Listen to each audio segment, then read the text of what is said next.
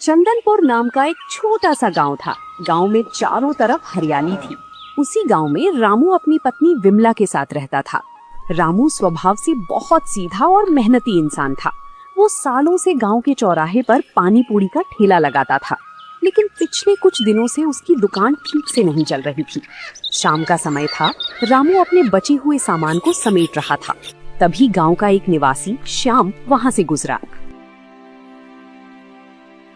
क्यों रामू भाई, आज धंधा कैसा रहा? ठेला इतनी जल्दी समेट रहे हो? क्या बताऊं श्याम भाई, आज तो लागत भी पूरी नहीं निकली। दोपहर से खड़ा हूं पर मुश्किल से 10 लोग भी नहीं आए। सच में भाई, मंदी का दौर चल रहा है, पर तुम्हारी पानी पूरी का स्वाद तो पूरा गांव जानता है।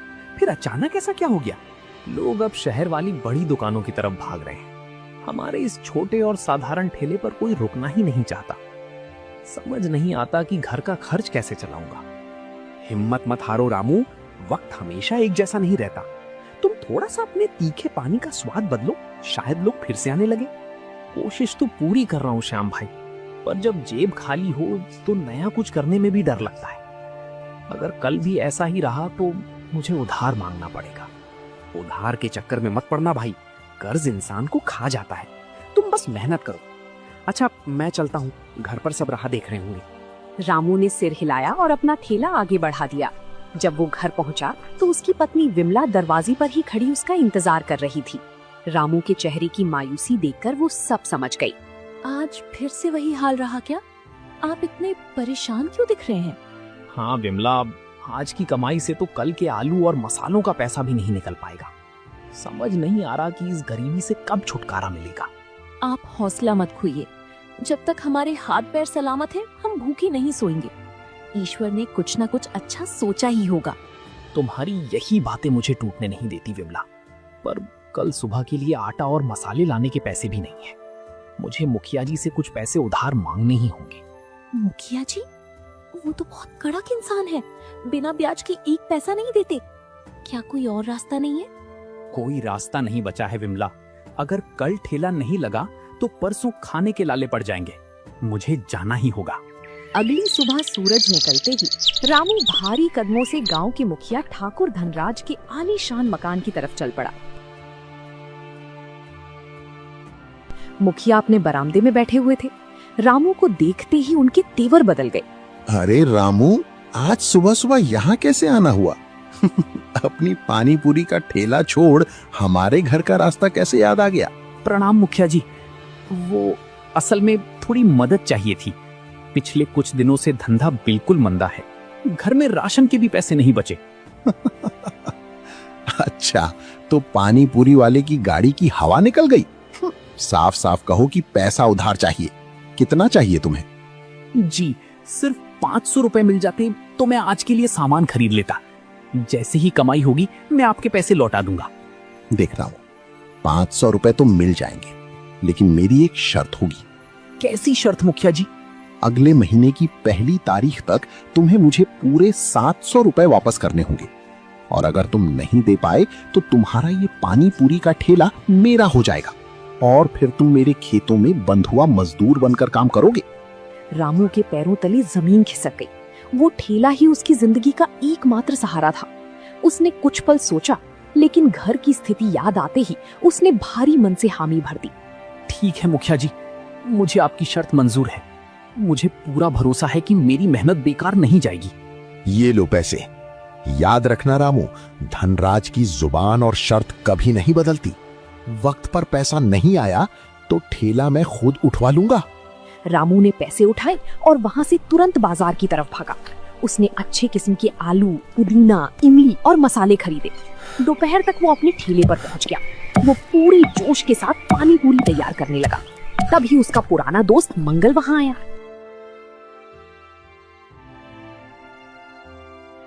वाह रामू भाई, आज तो बड़े जोश में मसाले कूट रहे हो।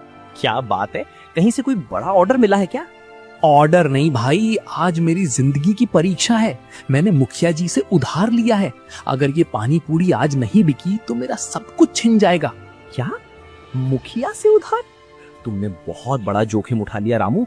वो इंसान किसी का सगा नहीं है। जानता हूं मंगल भाई, पर मेरे पास कोई और उपाय नहीं था। आज मैंने पानी में कुछ खास देसी जड़ी बूटियां और नए मसाले मिलाए हैं।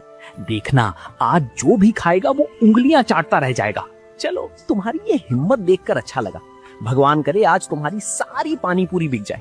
लो, पहला ग्राहक मैं ही बनता हूँ, मुझे एक प्लेट खिलाओ। रामू ने मुस्कुराते हुए मंगल को पहली पानी पूरी खिलाई। मंगल ने जैसे ही उसे मुंह में डाला, उसकी आंखें खुली की खुली रह गई। स्वाद सचमुच लाजवाब था। अरे भाई रामू, ये तुमने क्या जादू कर दिया। ऐसा स्वाद तो मैंने अपनी पूरी जिंदगी में कभी नहीं चखा। सच कह रहे हो मंगल भाई? तुम्हें सच में पसंद आया या सिर्फ मेरा दिल रखने के लिए बोल रहे हो? अरे सच कह रहा हूँ भाई। इस पानी में जो तुमने पुदीने और सूखी इमली के साथ वो गुप्त मसाला मिलाया है, उसने तो कमाल ही कर दिया। तीखापन भी है, खट्टापन भी है और एक अनोखी खुशबू भी है। तभी चौराहे से गांव के दो और लोग, सुधीर और रमेश, वहां से गुजरे। मंगल को मजे से पानी पूरी खाते देखकर वे दोनों भी ठेले के पास रुक गए।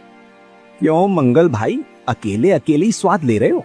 रामू के ठेले पर आज कुछ खास बना है क्या? अरे सुधीर भाई, पूछो मत। आज रामू ने जो पानी पूरी बनाई है उसे खाकर आत्मा तृप्त हो गई। तुम दोनों भी एक बार आजमा कर देखो। पर रामू की पानी पूरी तो हमेशा जैसी ही साधारण होती है, इसमें ऐसा क्या अलग होगा? रमेश भाई, एक बार खाकर तो देखिए। अगर पसंद ना आए तो पैसे मत देना, ये मेरा वादा है। चलो भाई, जब मुफ्त का चैलेंज मिल रहा है तो एक प्लेट लगा ही दो रामू।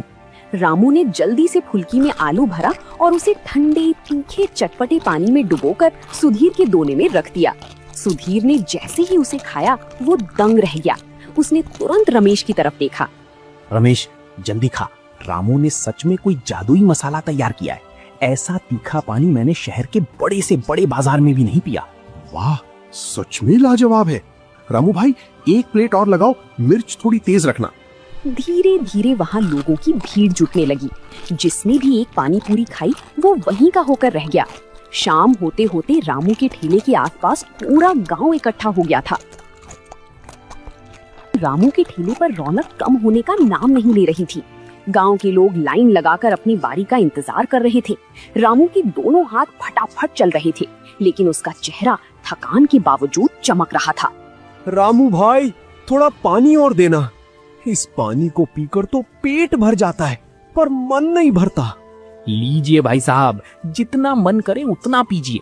आप लोगों का प्यार ही मेरी असली कमाई है। उसी भीड़ में दूर खड़ा गांव का एक दूसरा दुकानदार सुखिया ये सब देख रहा था। सुखिया चौराहे पर चाट और समोसे की दुकान चलाता था। उसके यहाँ हमेशा भीड़ रहती थी, लेकिन आज उसकी दुकान पूरी तरह खाली थी। उसके अंदर ईर्ष्या की आग सुलगने लगी थी। इस रामू के पास अचानक इतनी भीड़ कहाँ से आ गई? लोग मेरे गर्मा गर्म समोसे छोड़कर इसके खराब पानी को पीने के लिए लाइन लगा रहे। सुखिया से रहा नहीं गया और वो भीड़ को चीरता हुआ रामू के ठेले के पास पहुंच गया। उसने रामू के तीखे पानी के बर्तन को घूर कर देखा। अरे ओ रामू, ऐसा क्या मिला दिया है इस पानी में? कहीं लोगों को बीमार करने की कोई दवा तो नहीं डाल दी? इतनी भीड़ तो कभी नहीं देखी यहाँ। अरे सुखिया भाई, जलन अच्छी बात नहीं है। रामू ने अपनी मेहनत से ये स्वाद तैयार किया है। तुम भी एक बार चक्कर देखो, अपनी दुकान के समोसे भूल जाओगे। चुप रहो मंगल, मुझे इसके ठेले का कचरा खाने की जरूरत नहीं है। मुझे तो दाल में कुछ काला लगता है। कल तक तो दाने दाने को मोहताज था और आज अचानक इसके पास जादुई मसाला आ गया। सुखिया भाई, मैंने इसमें कोई गलत चीज नहीं मिलाई है। ये बस शुद्ध मसालों और मेरी किस्मत का खेल है। अगर आपको कोई शक है तो आप खुद इसकी जांच कर सकते हैं। जांच तो मैं करवाऊंगा ही। अगर किसी की तबीयत खराब हुई तो सबसे पहले मैं ही मुखिया जी को बुलाकर लाऊंगा, याद रखना। सुखिया पैर पटकता हुआ अपनी दुकान की तरफ लौट गया।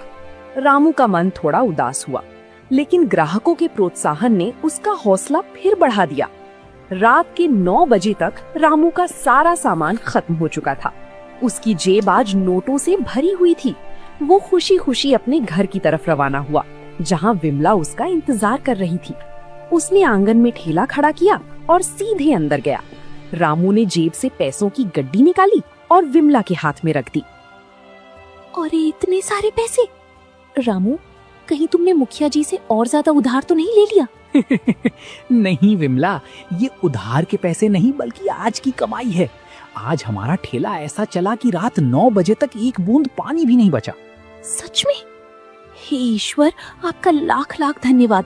मुझे पता था कि आपकी मेहनत एक दिन रंग जरूर लाएगी, पर अचानक ऐसा क्या हुआ?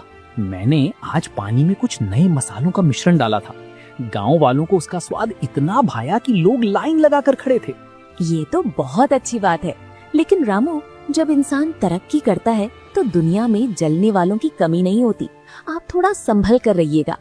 तुम चिंता मत करो विमला, जब तक मैं ईमानदारी से काम कर रहा हूँ मेरा कोई कुछ नहीं बिगाड़ सकता। चलो जल्दी से खाना लगाओ, सुबह फिर से मंडी जाना है। वहीं दूसरी तरफ गांव के एक सुनसान कोने में सुखिया और मुखिया जी के वफादार आदमी कालू के बीच एक गुप्त मुलाकात हो रही थी। सुखिया का चेहरा ईर्ष्या से लाल था। कालू भाई, तुम्हें बस एक छोटा सा काम करना है। उस रामू की पानी पूरी ने मेरा पूरा धंधा चौपट कर दिया है। बोलो सुखिया भाई, क्या करना है? क्या उसके ठेले को तोड़ दूं या उसे गांव से भगा दूं? नहीं, ऐसा करने से सब मुझ पर शक करेंगे। तुम्हें बस आज आधी रात को उसके घर जाना है, जहां वो अपना ठेला खड़ा करता है। वहां जाकर उसके पानी के बर्तनों में ये कड़वा और बदबूदार तेल मिला देना है। समझ गया। सुबह जब वो पानी बनाएगा तो उसका स्वाद इतना गंदा हो जाएगा कि लोग थूकने लगेंगे।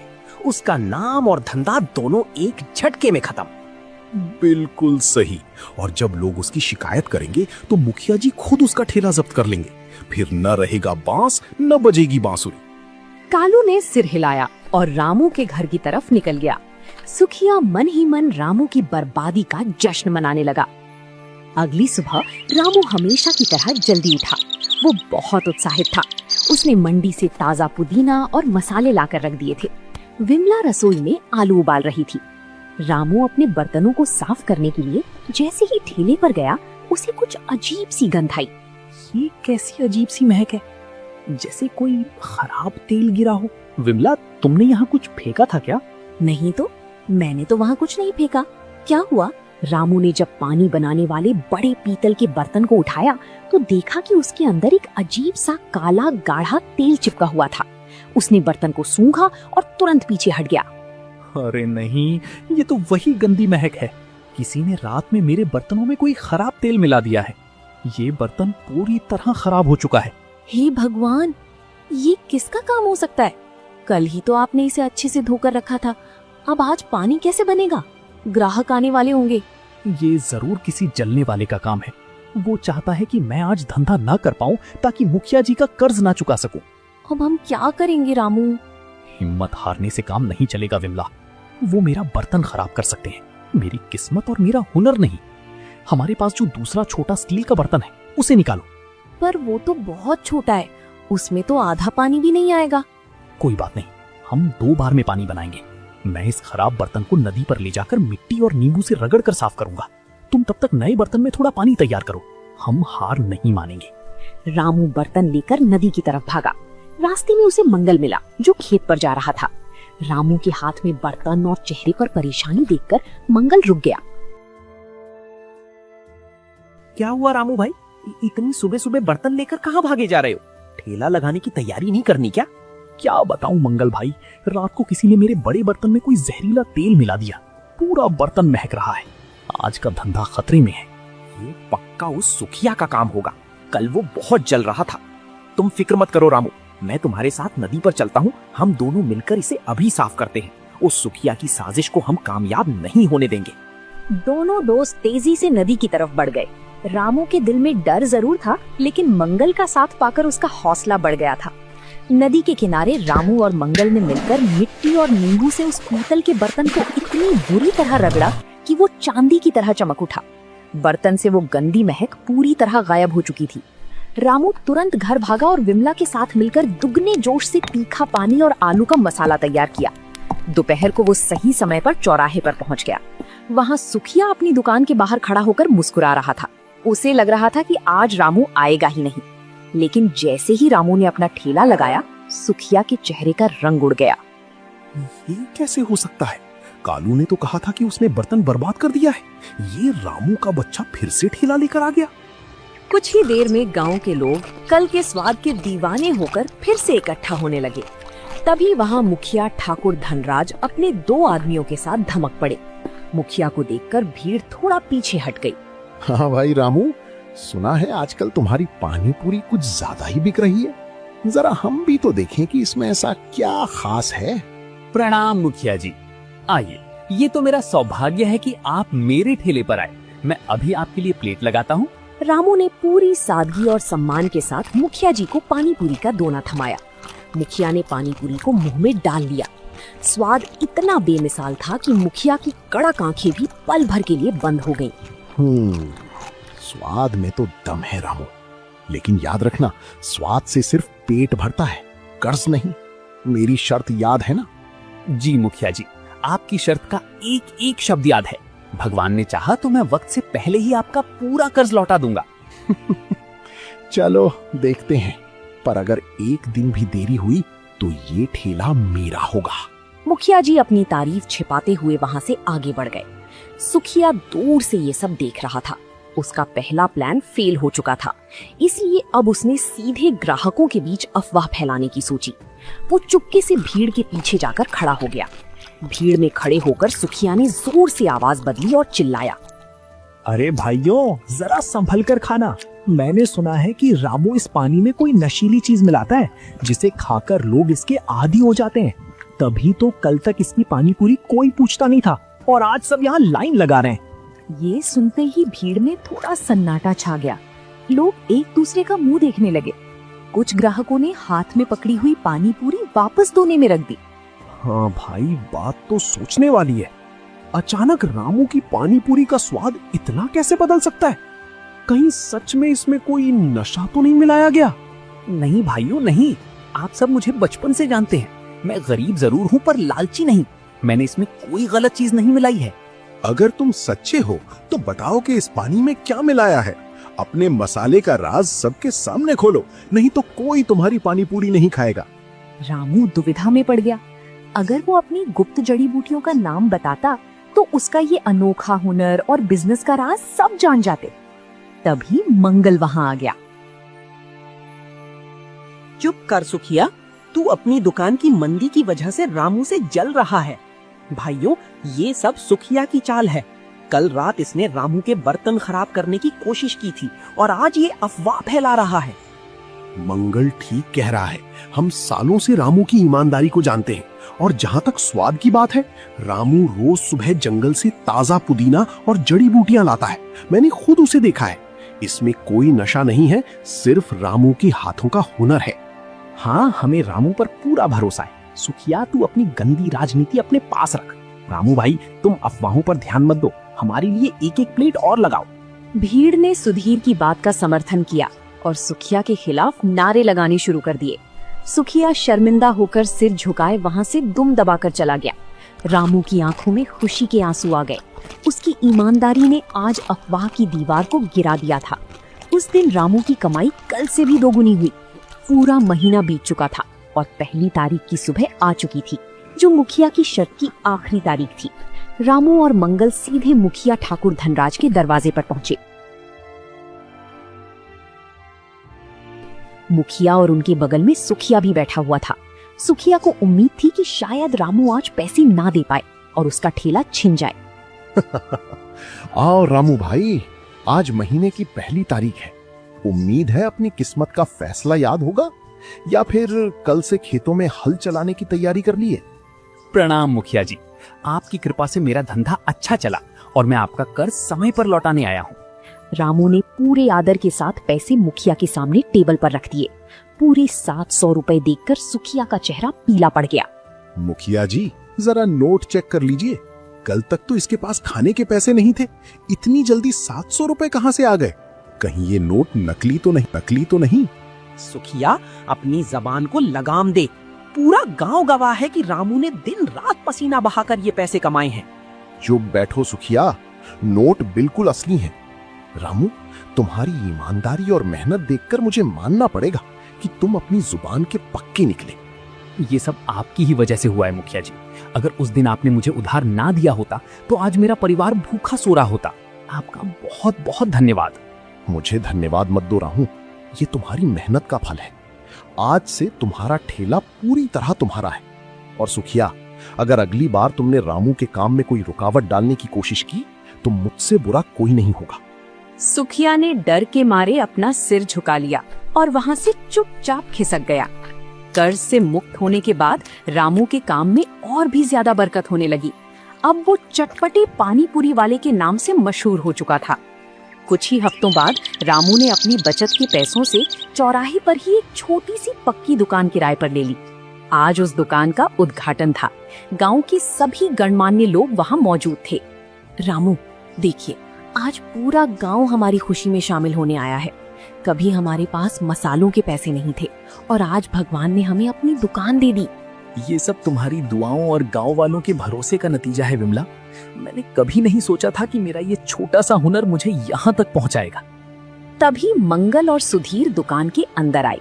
बधाई हो रामू भाई, अब तो तुम बड़े दुकानदार बन गए हो। अब हमें पानी पूरी के लिए धूप में खड़े होकर इंतजार नहीं करना पड़ेगा। हाँ रामू भाई, और अब तो तुम्हारी दुकान पर बैठने की भी अच्छी व्यवस्था है। पर याद रखना, दुकान भले ही बड़ी हो गई हो, लेकिन उस तीखे पानी का स्वाद और तुम्हारी सादगी कभी नहीं बदलनी चाहिए। सुधीर भाई, ये स्वाद और ये स्वभाव ही तो मेरी असली पूंजी है। इसे मैं कभी नहीं बदलूंगा। आप लोग बस अपना प्यार ऐसे ही बनाए रखना। शाम होते ही रामू ने अपनी नई दुकान से पानी पूरी बेचना शुरू किया।